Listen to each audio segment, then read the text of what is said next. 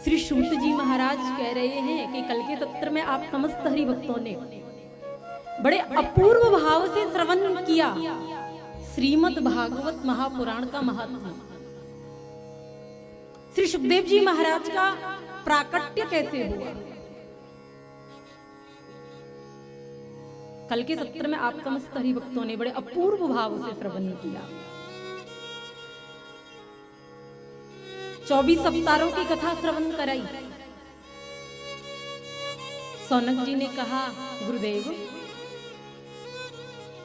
हम ये जानना चाहते हैं, हमारी उत्सुकता ये है कि जिस महापुराण की कथा आप हमें श्रवण करा रहे हैं, इसकी रचना किस प्रकार से हुई।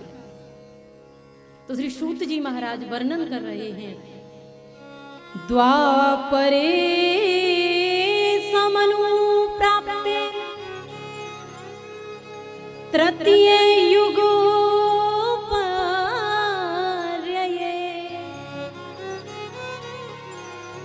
जातः परासराध्योगे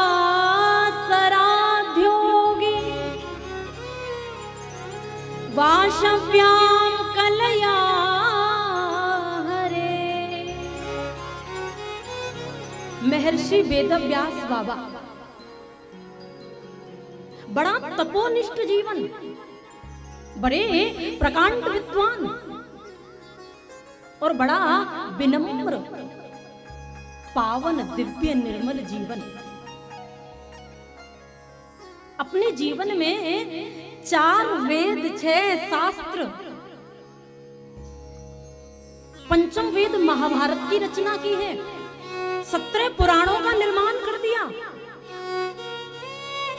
लेकिन ऐसे महापुरुष के हृदय में असंतुष्टता है और अपनी असंतुष्टता का, अपने असंतोष का कारण स्वयं नहीं जानते।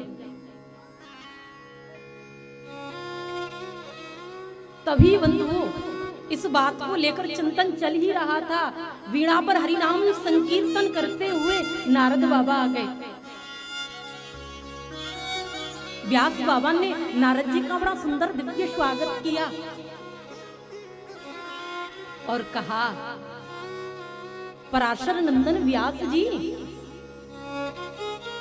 की पाराशर्य महाभागा भवतं कच्चिदात्मना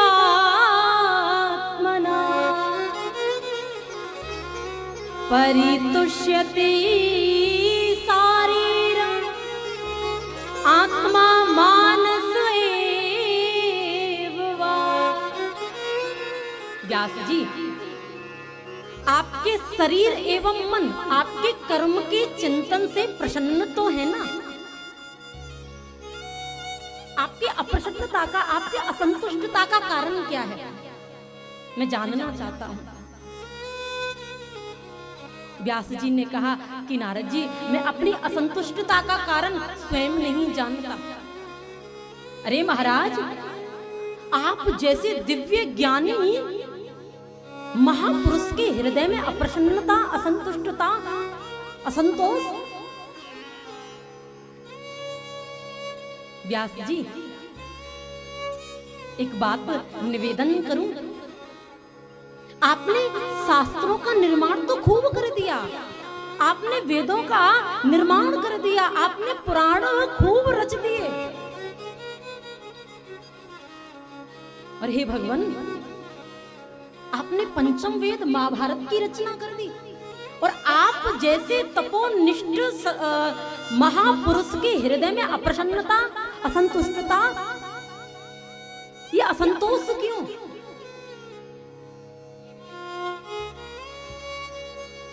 ये शोभा नहीं देता। व्यास बाबा ने कहा कि नारद जी, जो आपने मेरे विषय में कहा है परम सत्य है, लेकिन मैं अपनी असंतुष्टता का कारण नहीं जानता। ऐसा मैं कौन सा स्वाध्याय करूं, ऐसा मैं कौन सा चिंतन करूं जिसके करने से मेरे हृदय में जो असंतुष्टता बनी हुई है उसका निवारण हो जाए। नारद जी ने कहा, व्यास जी, आपने पुराण तो खूब लिख दिए, वेदों का निर्माण आपने कर दिया, शास्त्रों का निर्माण आपने कर दिया, लेकिन ध्यान देना व्यास जी, जिस गंदे कीचड़ में कौए स्नान करते हैं ना, उसमें कभी भी परमहंस गोता नहीं लगाते। किसी भी पुराण में आपने ठाकुर जी के गुणानुवाद नहीं गाए। और भगवान के नाम की, हरि के गुणानुवादों की इतनी महिमा है कि भवतानुदित प्रायम यशो भगवतो मलम। व्यास जी, मैं किसी दूसरे की बात नहीं करता, मैं पूर्व जन्म में दासी का पुत्र था। जिस नगर में हम रहते थे ना व्यास जी, उसी नगर में कुछ संत महापुरुष चातुर्मास करने के लिए आए। बचपन से ही मैं उन संत महापुरुषों की सेवा में नियुक्त कर दिया। जैसा जैसा वो संत महापुरुष मुझसे बोले, मैं उनकी आज्ञा का पालन करता। वो संत कहते कि बेटा, हवन करना है, समिधा लेकर के आओ। ठाकुर जी का अभिषेक करना है, दूध दही शहद गंगाजल लेकर आओ। जैसा जैसा वो संत कहते, मैं वैसा वैसा करता।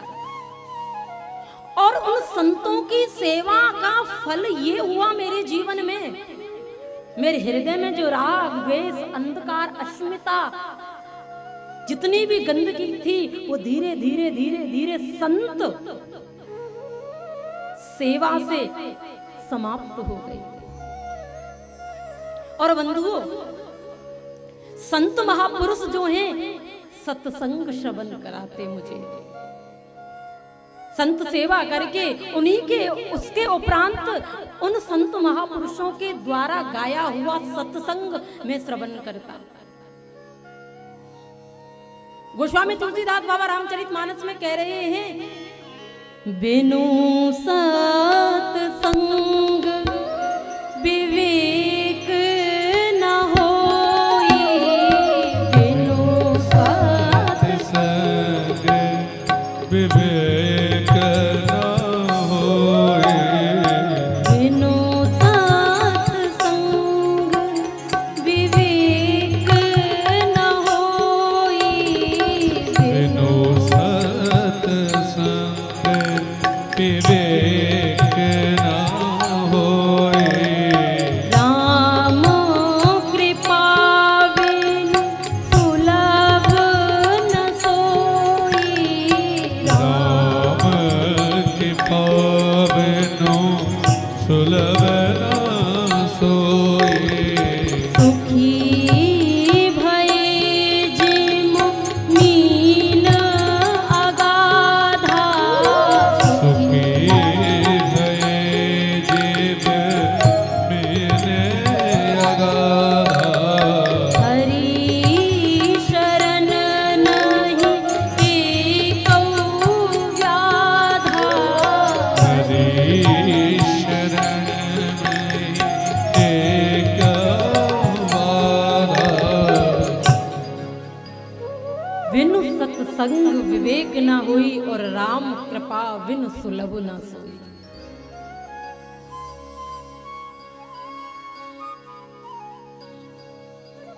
धीरे धीरे धीरे धीरे एक दिन वो आया कि संत महापुरुषों का जो चातुर्मास था वो समाप्त हो गया।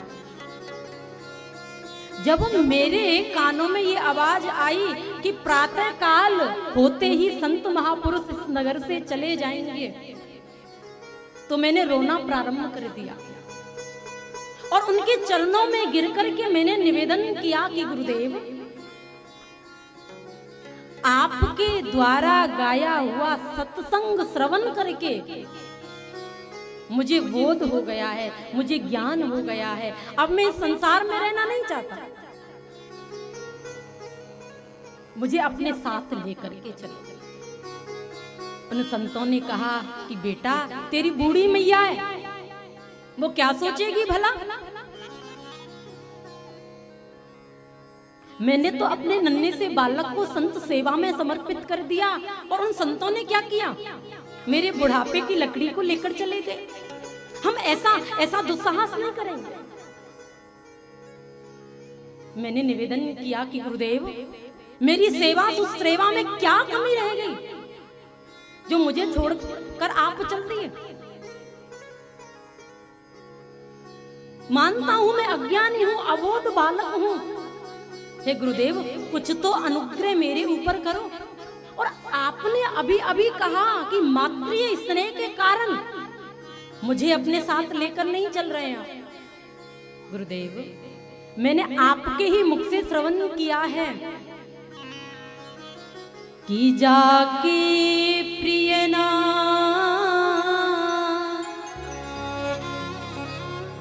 राम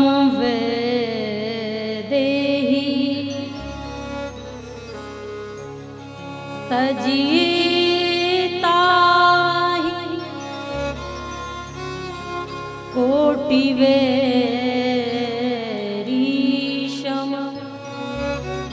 यद्यपि परमो स्नेहि कि तजो पिता प्रहलाद विभीषण बंधु भरत मेहता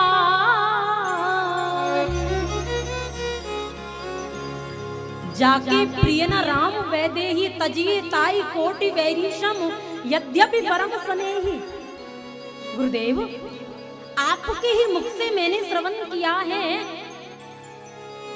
जिसके प्रिय, जिसके प्यारे मेरे राघव ही नहीं है, मेरे ठाकुर ही नहीं है, ऐसे व्यक्तियों का परित्याग कर देना चाहिए।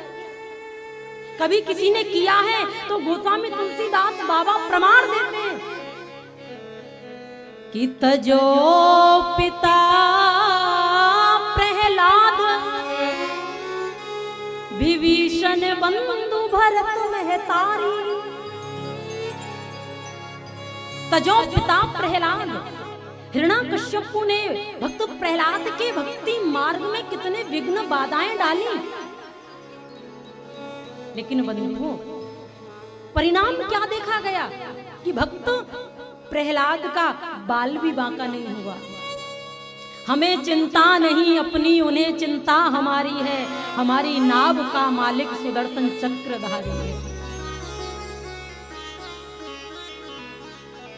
प्रभु स्वयं कह रहे हैं कि जो तू आवे एक पग में पग्याऊं 60। तू मेरे लिए एक पग चल करके आएगा तो मैं तेरे लिए 60 पग चलूंगा। जो तू आवे एक पग में पग आऊं 60, और जो तू कर रो काट 100, तो बेटा मैं भी कम नहीं हूं, मैं लोहे की लाट।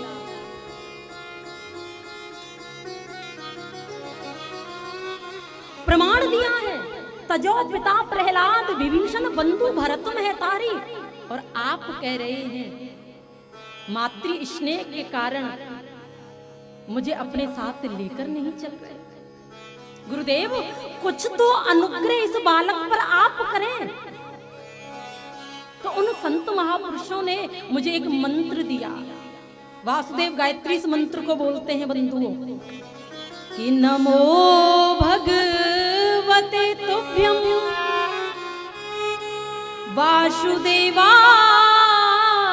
धीमहि प्रद्युम्नानि नमः शंकर शरणाय जय। गुरुदेव, मैं नन्ना अल्प ज्ञानी अबोध बालक इस मंत्र का उच्चारण नहीं कर पाऊंगा। कुछ इस मंत्र का कुछ सरल करें। तो इसी मंत्र का बंधुओं उन संत महापुरुषों ने सूक्ष्म किया है, सरल किया है, और 12 अक्षर मंत्र कि ओम नमो भगवते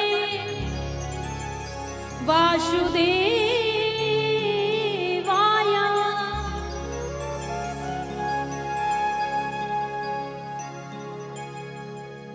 मंत्र देकर के सद्गुरुदेव भगवान जाने लगे और कहा, बेटा इसी मंत्र का आधार जीवन में लेना।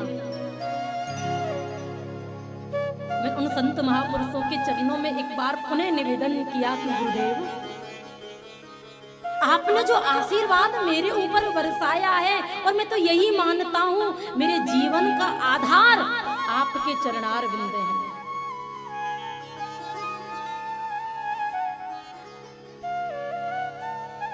भाव से कहिए राधे राधे, क्योंकि जीवन का परम सत्य यही है। मीरा जी कहती हैं, गिरधारी रे जीने का सहारा तेरा नाम रे, मुझे दुनिया वालों से क्या काम रे, बनवारी रे जीने का सहारा तेरा नाम रे, मुझे दुनिया वालों से क्या काम रे,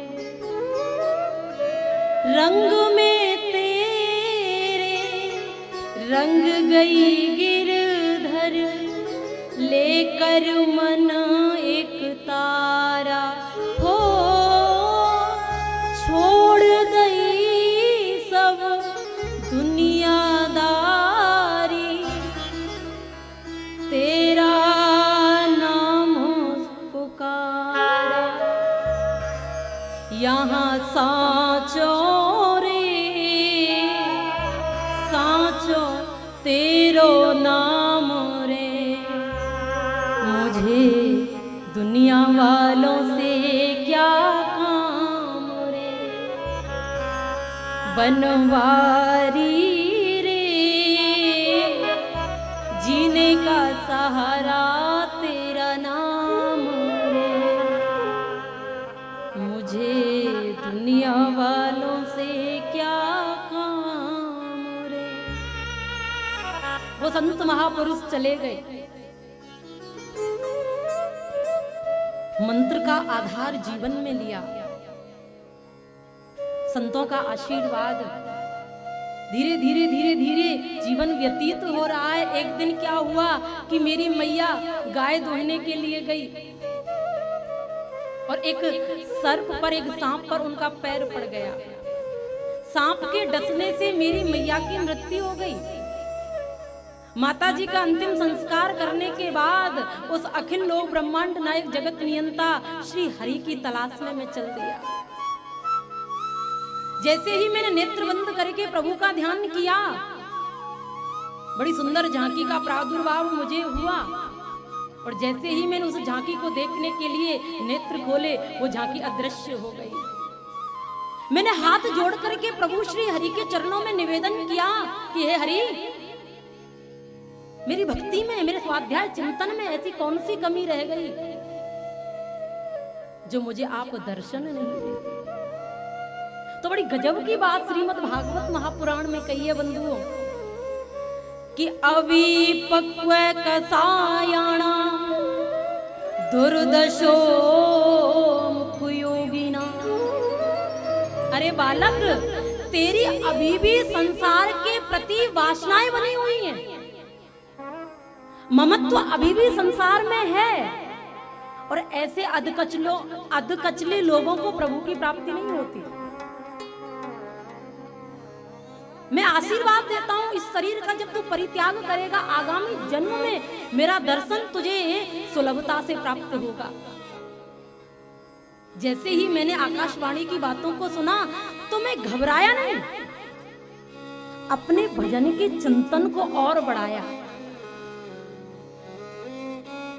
भजन के प्रताप से मैंने अपने शरीर का परित्याग किया, और आगामी जन्म जब मेरा हुआ तो ब्रह्मा जी के मानस पुत्रों में मेरी गिनती आई। अरे व्यास जी, मैं ये निवेदन करना चाहता हूं आपसे, जब मैं एक साधारण सा बालक हरि नाम संकीर्तन का आधार लेकर के नारद बन सकता हूं, तो आप श्रीमद् भागवत महापुराण की रचना नहीं कर सकते। और मैं नारद इस वीणा पर संसार के गीत नहीं गाता, संसार को बनाने वाले के गीत इस वीणा पर प्रतिपल गाता हूं। बंधुओं, पुराण की कथा है, बड़ी सुंदर है कि नारद जी को वीणा कैसे प्राप्त हुई है।